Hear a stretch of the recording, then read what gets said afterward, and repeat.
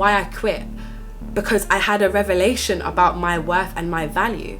Because I know that some of you guys are working a job and you know you're underpaid, you know you're underserved and you're undervalued in that job. So why are you there? What's good, guys? My name is Nicole the Alchemist, and if you're new here, welcome to the tribe. Okay, so if you've come to this video, it's most likely because you have either quit your job already and you just want to connect with other people who have done the same thing, or you're thinking about quitting your job and you just want to hear other people's stories and how they've overcome it.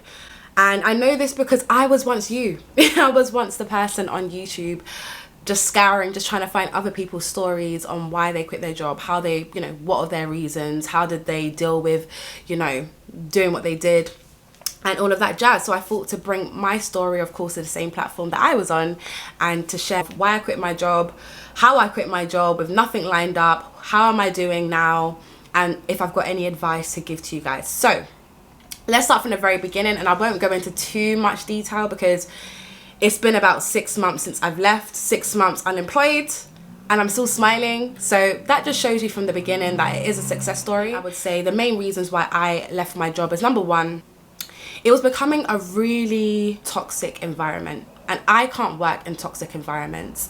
Number two, I felt as though the job I was doing and what I wanted and what I saw myself doing, I just felt like they weren't in alignment. Number three, I did experience some micromanagement, and as you guys know, having a micromanager is just not it. It's just not it. I'm just giving you guys a picture of like the type of environment I was in. I forgot to also mention that I work in the third sector. For those of you who don't know what the third sector is, it is the charity sector. And for those of you who work in the charity sector, you and I both know how stressful this sector is. Of course, we are making a difference in the lives of other people, which is amazing.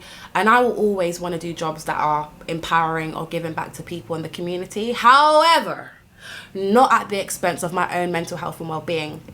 In the charity sector, we're dealing with real hardcore issues, like real life situations. We're also dealing with funding insecurity, which can also result in job insecurity. So it can just do a lot. It can do a number on you. And within this job I was doing, I started getting burnout. That was number one. I actually came up with hives on my face. Like, looking back, I didn't know it was hives.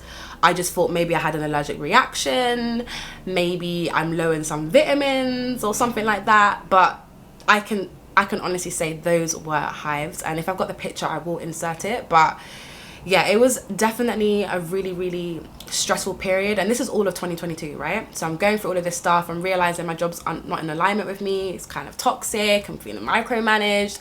I'm now experiencing burnout. And then from burnout, I started experiencing even more anxiety.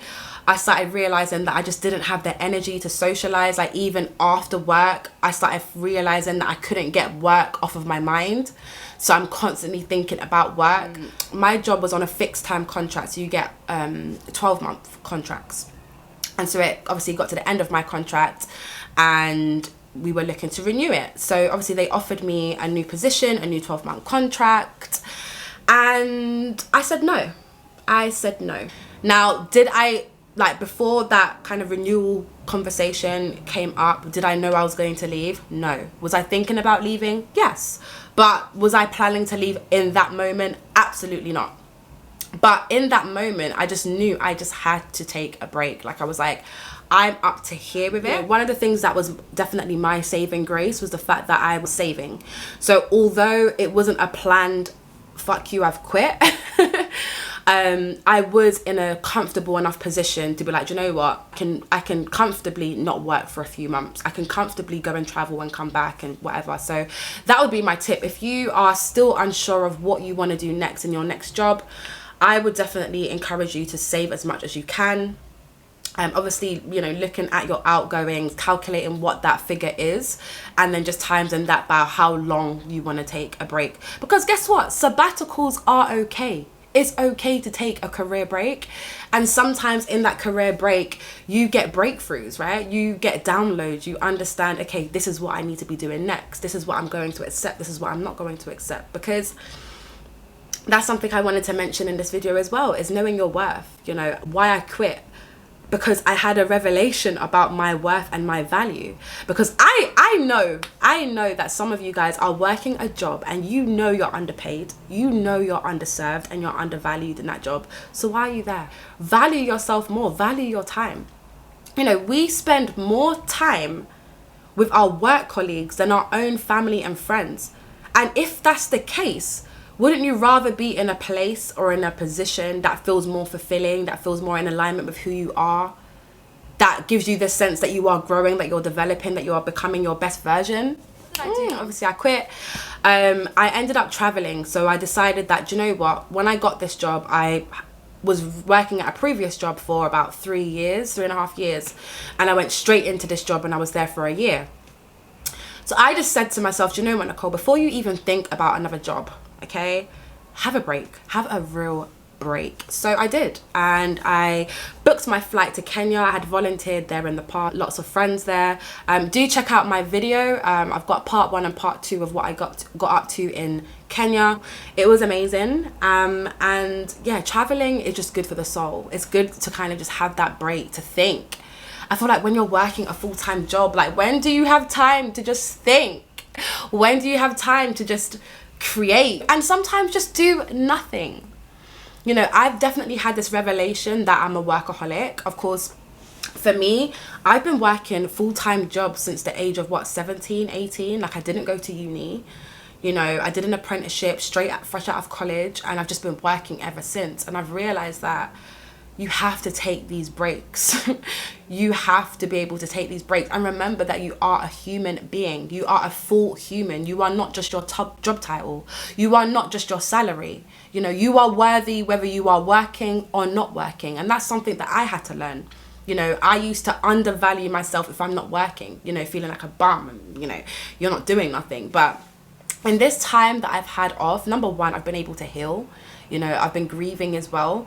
Number 2, I've been able to put more time and energy into things I'm passionate about, creating content, doing other creative endeavors, supporting organizations and things like that. I've had more time to just do more of what I love. Number 3, I feel well rested. I've had days where I can just watch shows and things that I used to love, you know, because again, that's another thing. I started falling out of love with things I used to enjoy. Because again, my brain, it was a lot. But yeah, I've really taken this time. Like, I honestly have 0 regrets from leaving my job. It was like the best decision I could have made. You know, I love my colleagues who I worked with on a personal level, but on a professional level, I just knew it was time to go. If you're watching this video, you most probably already know that it's time for you to go, but you're just thinking about how you're going to do it. And what you're going to do. But what I would say is, number 1, if you know you can't leave right this second, focus on saving. Focus on getting some type of capital in your bank, because you never know when that breaking point can come. You know, I've seen some friends, I've had family members that I've worked in really horrible, toxic environments where they've had to leave very unexpectedly and very suddenly. You know, we should all have that rainy day fund anyway. So I would definitely encourage you guys to save. See how you can upskill and leverage yourself in the job. If they have a training and development budget, use it. Utilize that money that is for you and your development. So why not get onto a course or do something, right? And then thirdly, just leave. Just leave. Like, the reality is there's so many jobs, there's so many opportunities out here, right? Why are you stopping yourself? Why do you feel like you're so trapped in this job? Take your power back. Take your power back. You know, sometimes being in jobs that we hate can, like, I'm sitting up for this because I'm getting passionate, but sometimes in jobs, like, we forget who we are. We forget that actually I can decide whether I do this or don't do this. Do you know what I mean? Like, even when you're interviewing for jobs, right? Yes, of course, they're assessing you and you want to you want to make a good impression, and they're seeing if you are the right fit for the role, but you're also interviewing them. Make sure that they are the right fit for you. Make sure the organization is the right fit for you. You know, don't just accept anything. And that's something that I am definitely putting into my job search now, is I'm being a lot more selective with the type of jobs that I do, the type of organizations I work for. I'm using more discernment, and I am not settling, basically. I'm not settling. I feel like leaving your job and just taking your power back. It's so spiritually uplifting. It's so just uplifting in all ways, because you have that mental break. You know, you have that mental break from having to be relied on, being depended on, or anything like that. You can kind of just focus on you, focus on what you want to do, focus on where you want to go, whatever that is. But if you're really at breaking point and like you're just like, I need to leave. There's plenty of other jobs, there's plenty of other opportunities, but your happiness, my happiness, is the most important thing. So that is my story, and my main message to all of you is know your worth, know your value. Okay, burnout is no joke. Okay, your mental health and well-being is worth so much more than a job. Don't allow a job to make you feel like you're a prisoner, you're being held hostage. You're not. You have the power. Okay, you have the power to manifest the life that you want. Okay, you have the brains. And if you don't have the brains, get the skills, okay? Like, do what you need to do.